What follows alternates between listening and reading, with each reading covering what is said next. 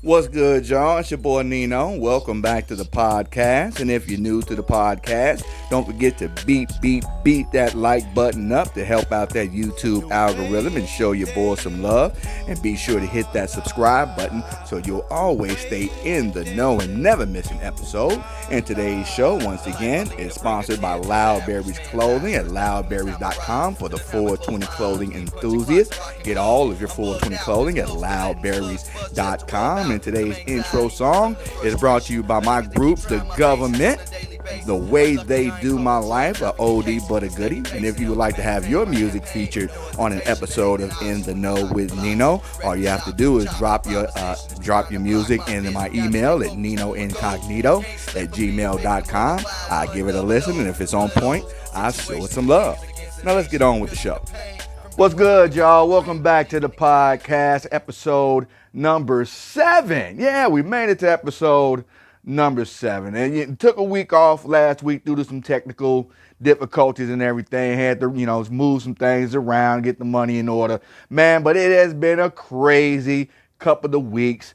Definitely, no doubt about that. We done went through a stock market crash. Kids done went back to school doing this virtual learning. Some in school, some had to go back to the brick and mortar. Others, my youngest boy are doing just all virtual learning, and some are doing the mix of both. And then we got the the latest Trump debacle about him dissing veterans that have been captured in the line of duty. POWs, MIAs, those have been, he said he prefers veterans, military men that haven't been captured. And the Republicans are trying to backtrack that up and clean it. Oh my God. But, let's get right on into it. This past week, the stock market took 1,000-point dip. And I've been encouraging people to start, investing slowly. And the difference between investing and trading is that investing is more the long term, and trading is what you do on a daily to weekly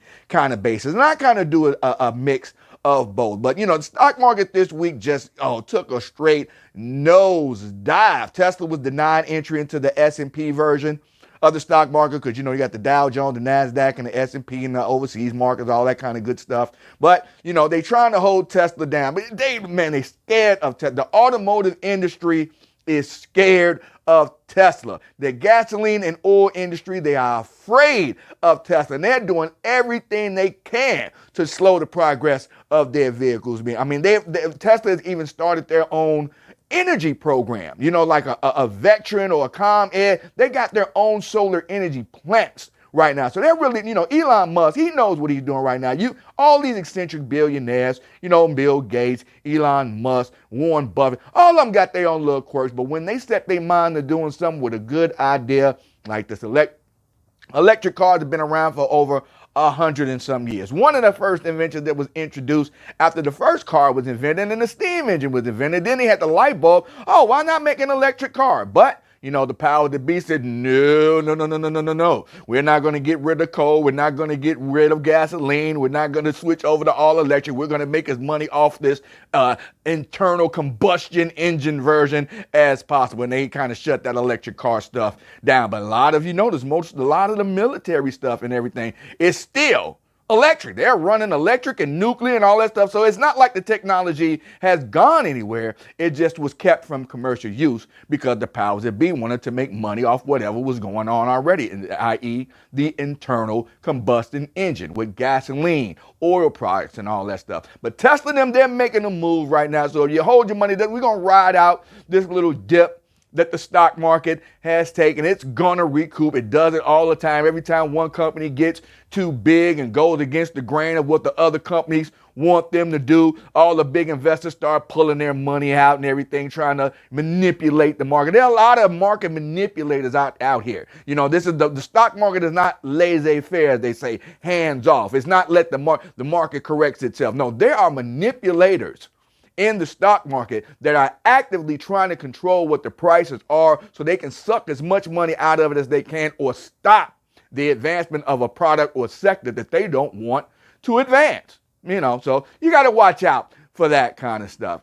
So if you got some money in the stock market, if you had some money in Apple, if you had some money in Tesla, if you had some money in Amazon, all that good stuff, if you're just starting off investing, it's no need to pull your money out. Don't start panicking. Don't start, just withdrawing all your money, taking it out of the stock market. Just hold on. The market will correct itself, because it's not only just that they can't stop it. These are good products. Everybody's using Amazon right now. Anybody with money wants an electric Tesla car to reduce their carbon footprint right now. So, everybody's using Apple, the iPhones and all that kind of stuff is coming out. Even though I'm an Android guy, I do understand the power of the Apple phone and the appeal to it. So with this Apple iPhone 11 or whatever they got coming out, and these stock splits that they had coming out, and they did with Apple and Tesla, that price is going to boost right back up. So I'm not worried about the stock market at all. I took a little bit of a hit this past week, lost about, I'd say about 5-6%. Not a problem, but that's what investing is about. You in for the long run. Now with the trading, you can take that money out and just wait for it to bounce back and then put it back in where you want. But that's a story for another day. So don't worry about that stock market crash. I know Donald Trump is trying to tout this is the best economy ever, but it's the same economy. It's not in a recession. Nobody's dumping the money out. They're not going to print new fake money and all that good stuff. Just hold your horses when it comes down to the investing. Now, also the kids went back to school this past week, past couple of weeks, and whether you allowed your child to go back to the brick and mortar, or whether you allowed to do virtual learning, or whether you just said, we're going to see what happens, do a combination of both, it's been a crazy week. Me and my wife, we were very much opposed to sending our middle boy back to the brick and mortar setting. Our oldest boy, here, Robert, he is in full college. He does all his classes online, basically. My youngest boy, special needs. So they decided, they were going to do virtual learning for him before the EVSC converts over to their digital learning.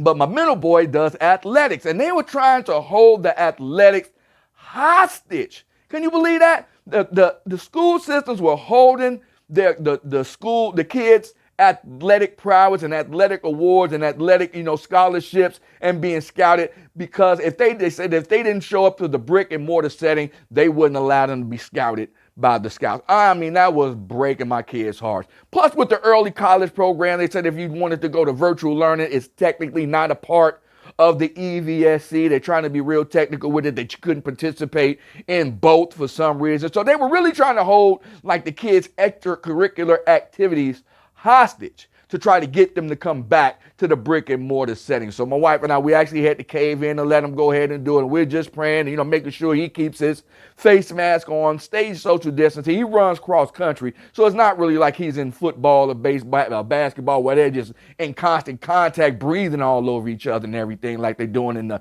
NBA and NFL. But man, a lot of these colleges and high schools, as soon as they opened those doors, when it kicked off, they just started having massive cases of this corona and COVID-19 popping up, which they knew what was going to happen, because they knew if they didn't allow these kids to go back to school, they couldn't charge them room and board.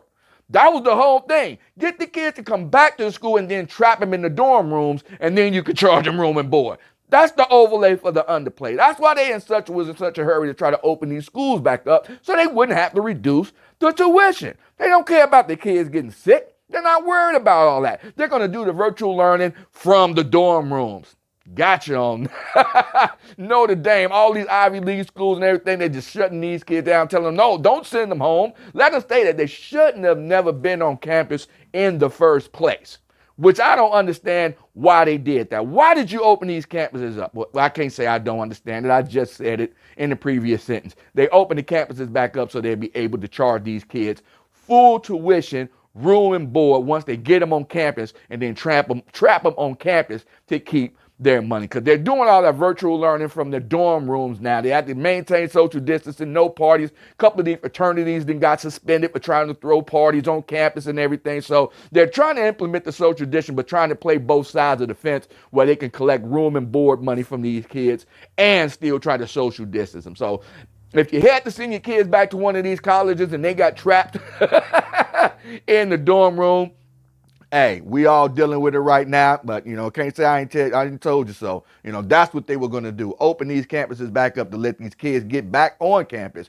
and then trap them on there in the dorm room so they can charge them full room and board. So you might want to look into that if you decided to keep your kid home and he was on a scholarship or he's doing his tuition or whatever and you decided to stay home. Make sure that they're not charging you room and board and food and all the food money and all that kind of food budget against your scholarships and against your tuition, because if you're technically not using it, they can't charge you for it. Now, this latest debacle with Trump, oh my goodness, insulting POWs and servicemen that are MIA.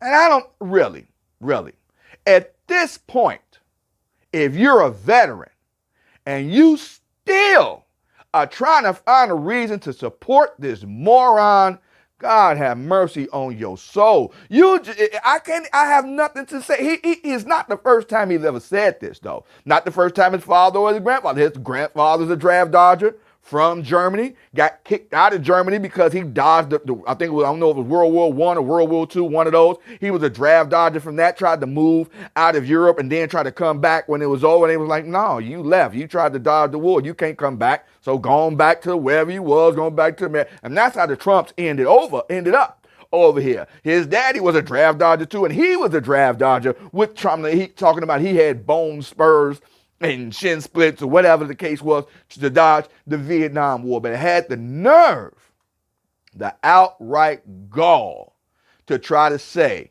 that people who get captured or get hurt in the line of duty, that don't come back or die in the line of duty, are losers. And I don't care what kind of justification you're trying to use to support this man, to support this moron, to support this idiot of a president. If you're a veteran, you should be highly insulted. If anybody in your family, I don't care if you're Democrat, Republican, Independent, Prometheus, I don't care what you are. If you know anybody in your family that ever served, got hurt in the service, that you served yourself, that line right there, ever since he dissed John McCain and called John McCain a loser for getting captured and becoming a POW. And John McCain is a Republican. I can't say that I'm a John McCain fan, but I wasn't a John McCain hater. He had some great ideas. He was a little stubborn when it came down to the things going on in Arizona with the not celebrating Martin Luther King Jr. Day in Arizona and all that good stuff. But he did have some good ideas when it came to the overall, the overall operation of this country. When it came to budget, he was a lot less conservative than a lot of other Republicans, And Donald Trump started off by dissing him. That's why he wasn't allowed to go to John McCain's funeral. He wasn't allowed to go to George H. Bush's funeral, Bush Sr.'s funeral, whichever one. He wasn't allowed to go to John Lewis. Everybody's just trying to distance themselves, but it's always the ones who are not in risk of getting reelected. If you look at this unemployment relief stuff, some states are doing $100 extra, like Kentucky, North Carolina, all these other states where they're run by Democrats who are in favor of it anyway, or by Republicans who are up for reelection. Nobody in Indiana is really up for reelection in Congress. That's why we're not getting the extra $100 with the unemployment. I'm making less than half of what I was making, and I can't go back. I can't get another job. To all these people trying to say, people on unemployment are just milking and all that good stuff. It's like trying to tell a doctor who lost his job because the hospital got quarantined to go start working as a janitor somewhere or start working. No, that's not what he's qualified to do. That's not what he went to school for. That's not what his $106,000 worth of student loans is based on. And he had a good job before somebody else messed it up. I had a great job before somebody else messed it up. Didn't want to wear your face mask. Didn't want to shut the borders down in time. Want to act like coronavirus is going to disappear. And now we got over almost a third of America unemployed. And now they want to act like it's their money. Like they don't want to give us the extra $100, like it's coming out of their pockets. We have to remind them, from the president all the way down to your congressmen, to your senators, to your commissioners, county commissioners, your mayor, your police, everybody that's up for re-election. We have to remind them and let them know that they still work for us. That's not their money. It's our money. It's our money that we put into the system. They're part of this system too. We just appointed you to represent us, not control us, not keep our money from us when we need it. Remember that. And let us make them remember that when it comes to voting in November. Whether you're a Democrat or Republican, independent, liberal, whatever you want to call yourself, just remember, if the things that this president and this Congress have done have not benefited you, let's get them out of there. Get them out of there. I really believe in getting rid of the Electoral College. I really believe in one man, one vote. And I really believe in the power of the people. So let's remind them of that when it comes to voting in November. But that's it for my rant today. I want to thank everybody for listening. Don't forget to hit that like button, hit that subscribe button so you'll never miss an episode of the In the Know with Nino podcast. Once again, thanks to my man, Ahmad A.J. Harris, CEO of Loudberries Clothing, for sponsoring the show. And if you're looking for something new to play on you got a PlayStation Plus subscription, they're giving away Street Fighter V for free on PlayStation Plus a couple of other games. You might want to check that out to keep yourself busy while we're still fighting this quarantine. Once again, thanks for listening. It's been a blast. And if you're an artist and you want to have your music featured on an upcoming episode of In the Know with Nino, just hit me on my email at ninoincognito@gmail.com. I'll give it a listen and show us some love. Trying to block my vision, gotta stay focused on my goals. Can't slip and be a victim of the wild 100. One of those situations of niggas against the nation. Feeling the pain from going up against the grain. Been deep in the game and paying dues ever since. But see, it's a shame niggas don't use common sense. Be scheming for chump change over neighborhood bents. But niggas forget that big bucks is what pay the rent. Like rats running races, being chased by fat cats that take tax, making sure that they stay fat. Every